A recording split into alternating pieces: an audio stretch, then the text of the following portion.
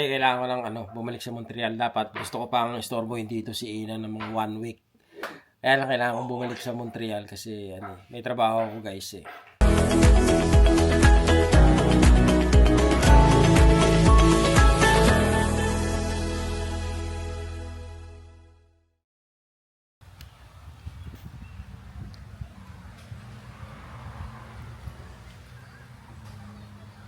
Grabe guys.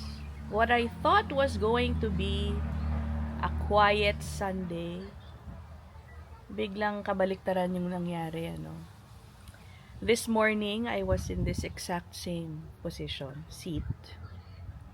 Enjoying my coffee, bagong gising, ganyan. May tumawag sa akin.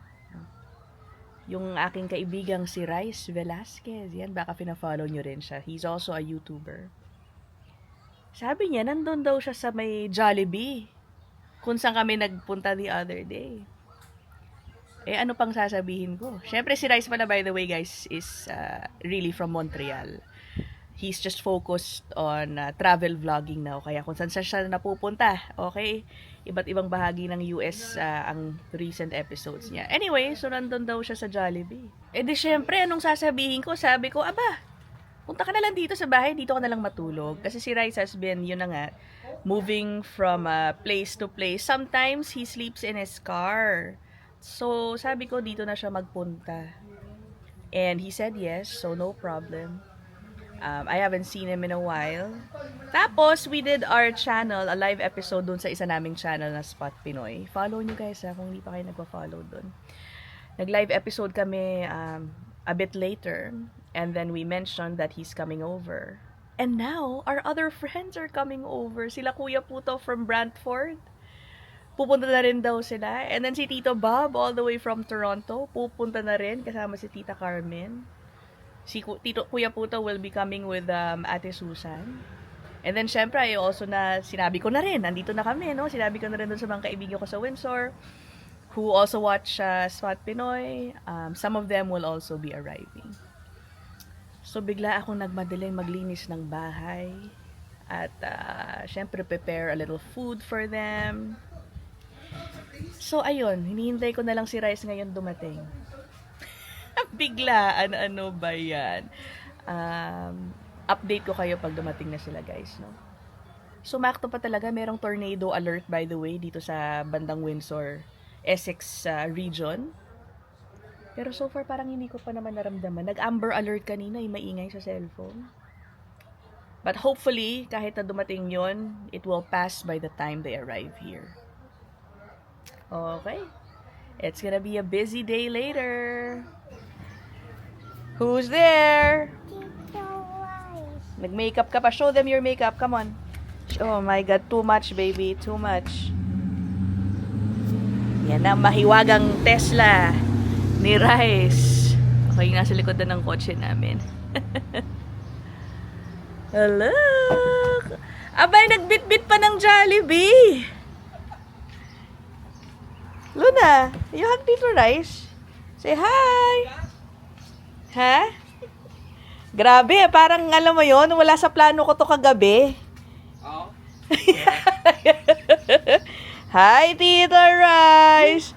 Okay, habang wala pa sila, maligo ka. Lahat na kailangan mo gawin. Nag-makeup ang kapal. Look, I have something for you. Oh my God. Sobra naman. Take it. Ang mahal pa naman ng Jollibee dun. Akin na. Oh my God, nag-abala ka pa. Ito si JJ nagluluto pa ng mechado mo. Hindi, ni Kuya Puto pala. Oh, lagyan na. Pasok ka muna. Pahinga ka muna. Babe, andito na. Ano ba yung pinagkakaabala ko mo dyan? Oo. Alam mo ba, pupunta na rin si Tito Bob? They're on the way.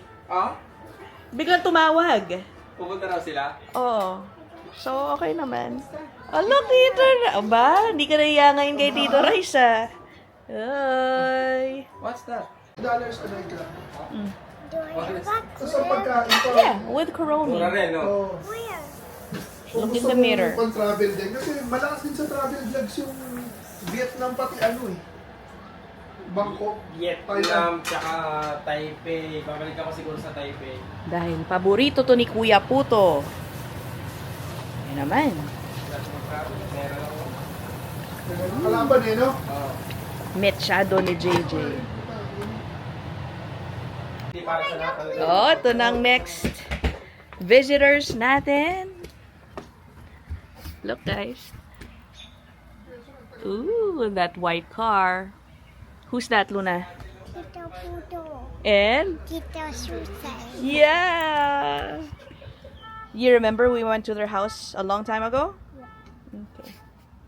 Look! Kay Kuya Puto! Would you...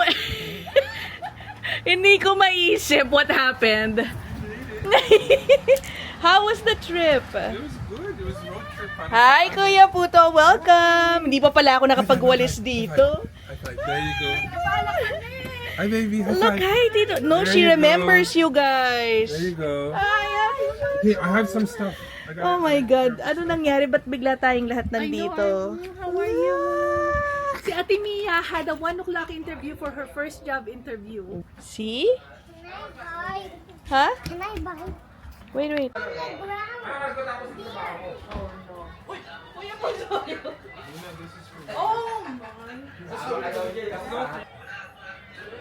Oh, come, come. Paso! Oh, si Ate Susan. Oh my God. Ayan. Puta! Uy! Uy! Uy! Ano, Ate Susan?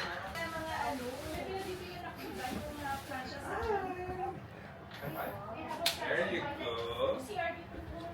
Hey, Rice, kumusta na? Oh my God! Guys, dumami na yung mga tao, no? Hold on, tingnan nyo. Mas natutuloy yung pagbiglaan eh. Oo, totoo yan talaga. Windsor Pizza from Antoninos. Oh, Antoninos? Antoninos. Nakita ko sa YouTube yan. Yeah. Shrimp. Kawali. Lasagna. Nagdala rin si Rice ng chicken. Palabok. Yung lobster wala pa nagsaslice. Crispy dinuguan. Si Tito Bob, guys, is here, oh. Ay, Tito Bob. Oh, tingnan mo, biglaan dumating dito. Tumawag kung Everybody. Oo nga.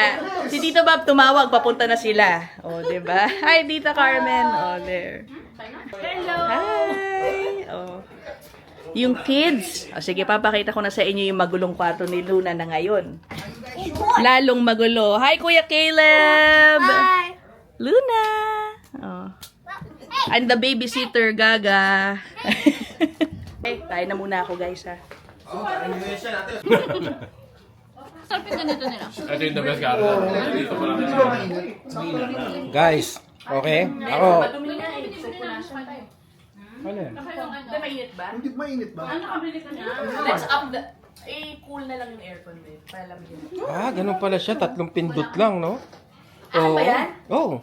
Ayun. Ikaw, ang dami Bakit? kong ginawa para sa'yo dito ngayong araw. Salamat sa nag-bake ka pa ng pizza. Ayun na, Thank you, Oh, from Tito Oh. Tito. Ayan, oh. Nako po. Talaga naman, di ba? Mark! Wala, oh. Wala. Sasama ko dapat, eh. Araw-araw, ate, pagising ko, iba yung view ko.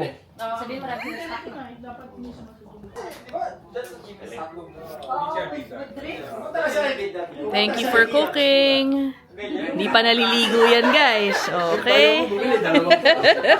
Dalawa po, ano? Hotdog? Sabi ko, alam yung ganyan karami. Kakainin ko lahat, kuya. Dalawa po, hotdog. Dami na.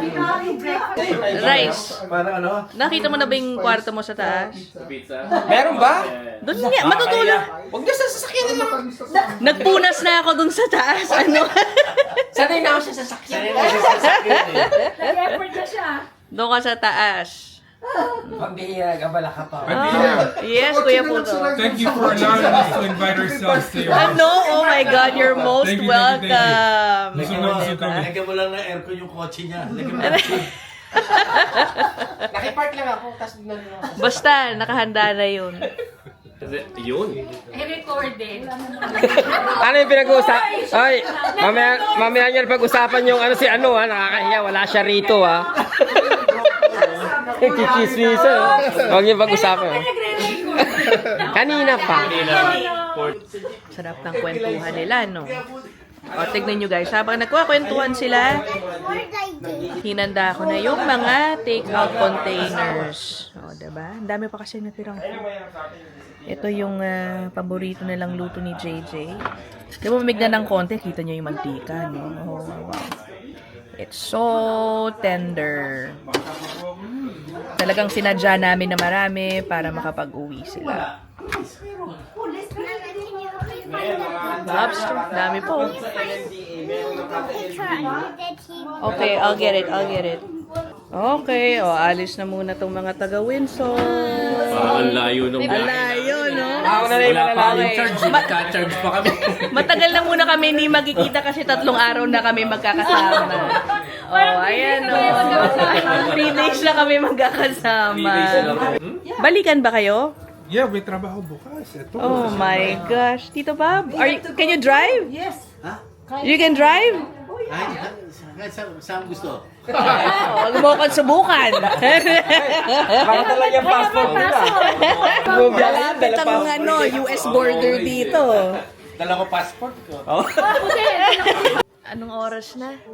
It's 11:45. Almost midnight. Umuwi na may mga bisita namin. Alright, pagod ka na? Hindi pa. Babiyahe pa yan. Mukhang mauuna ako matulog dito kay Rice at kasama niya na lang si JJ.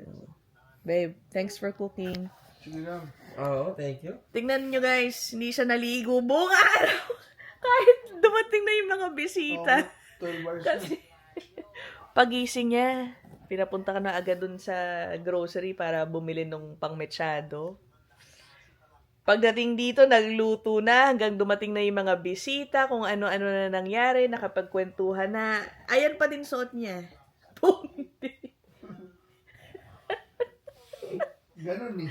Pati sa mga picture, mukha siyang mukha kang medyo pulube, babe. May mga patak-patak pa ng mantika yung shirt. Ganyan ang mga tunay na mayayaman. Tunay na mayayaman eh, no? Okay. Mag-overnight si Rice. 3 days siya dito. Hindi pa uuwi yan. Next week Ay, pa. 3 days ka ba dito? Magsabi ka naman, Rice, di ba? Magsabi ka naman. Next week pa. Hindi pa ba alam? Ay, nako po. Hindi ko alam. Pero syempre, welcome si Rice dito, di ba? Baka sabihin niyo, magkaaway na kami, kaya hindi kami umere. Pag mga 3 days ka dito, malay mo, sumunod pa si Mark. Mainggit yun. Ay. Okay, sige na. Bukas na ulit, ha. Hello, good morning. Gising na si Rice, kakagising lang, ano? My gosh, he said he slept at 5 in the morning. So anyway, ako naman, kanina pa ako gising because I brought Luna to school. Tapos kumain rin ako. Ang aga ko, metsado agad ang tinira ko, no? Hindi ako nakadami kagabi. Tignan nyo yung metsado ni JJ, guys. Wait nga. Ito na lang yung natira. Halos puno yan. Yun na lang, ano? Durug-durug na. Ay, mainit-init pa. Durug-durug na sa lambot ng baka. So, mainit na yon for rice. Mag-reheat din ako ng lechon kawali para sa kanya. Diba? Baka sabihin niya, ginugutom ko siya, mahirap na. I'll just pop this in the air fryer. And then, parang siguro kakain na lang yun, tapos aalis. Meron siyang kikitain daw. Sila Ate Wanel. Hi Ate Wanel, dyan sa Toronto. Grabe guys, kagabi, no? I just realized, ang lalayo ng biniyahe nila Tito Bob. After our live episode, we ended maybe around 11. Soon after that, gumayak na sila para pumunta dito sa Windsor yata. Ganon kabilis ang mga pangyayari. And then, balikan din sila kagabi, no? They left siguro around or before 10 p.m. Bumiyahe pabalik ng Markham. Sila Kuya Puto rin, ganong time. Pabalik ng Brantford. Thank you everybody for coming. O ayan, gising na. Good morning! Good morning, pabalas 11 na. Kakagising ko lang ah. Oh, sinakto ko yung mug mo, ha? Oh, Spot Pinoy pa natin yan. Thank you, Nurse Bay! Oo nga, si Nurse Bay, no? Thank you, Nurse Bay, ah. Pinag-iinit ko na siya ng mechado, iniinit ko yung lechon kawali, tinimplahan ko siya ng kape niya. Actually, matagal nga. Dapat pagising ko, handa na yung almusal eh. Ngayon pa lang iniinit. Baka may masabi pa to, mahirap na, i-vlog pa akong ano, hindi ko siya Siyempre. inaasikaso. Ganun talaga. Oh, di ba? Oo, pare. May singit dito pala, by the way, oh. Si Mark Inggit. Wala dito. Pakibalog nga yung mechado at paki-package. Inihintay pala kami ni Mark mag-live kahapon. Sorry guys, hindi kami naka-live. Oo. Busy yun na into kami sa mga kwentuhan namin. Oo nga. Ang bihira. Oh. Napasarap yung kwentuhan, no? Oh, si Rice Mark 5 a.m. na natulog. Oo, parang namahay ako eh. Sabi ko nga makikiparking lang ako tapos doon ako matutulog sa sasakyan ko. Sanay na ako sa sasakyan eh. Hindi na ako sanay sa bahay eh. Kami lang nila JJ, inabot kami alas 3. Daming kwentuhan, inabot ng alas 3 eh. Natulog na sila ako. Nag-edit pa ako. Oo. May trabaho na ako guys. Alam niyo ba yon? Kailangan ko lang bumalik sa Montreal. Dapat gusto ko pang istorbohin dito si Ina ng mga 1 week. Kaya lang kailangan kong bumalik sa Montreal kasi may trabaho ako guys eh. Siyempre may pangarap din ako. Grabe naman kayo. Manlait sa akin. Ano ba akala niyo? Hindi, kahit mga 3 days para mabuisit ka. Oy, mainit na pagkain mo, ha? Ay, handa na ba? Oh, handa na. Kawali at mechado. Yung mechado nga lang, yung puro sauce, nadurog-durog na. Aalis na si Rice. Thank you, thank you. Oh. Ang bilis ng mga pangyayari. Isang turog lang talaga pala eh. Baka atakihin yung mga nag-aabang dyan. 2 days! That's unacceptable. Ay, Tita Rice. Nag-iisip yung si Jackie, oh. Yata, basta may mga drink na nakakatunaw eh. May ganun ba? Oo, I think mga tea. Guys, bigyan nyo nga kami ng tips para sa gallbladder stones na hindi naman sumasakit. Sabi, tanggalin na lang yung gallbladder. Problemado yung kapatid ni JJ. Siguro, it's okay until it's not, no? Bye. Ingat ka, ha? Jack, thank you. Matatanggal din yan. Oh. Hoy. Oh, say bye. Oh, bihira, oh. Alis na yung buwasita natin. Okay? Kala nyo, ha? Wala na. Gigibayin pa namin yung hagdan? Pag-iisipan ko. Uwi na yan. Diretso na yan. Ala, tingnan nyo. Oh. Okay, thank you. Bye! Thanks. Ingat-ingat.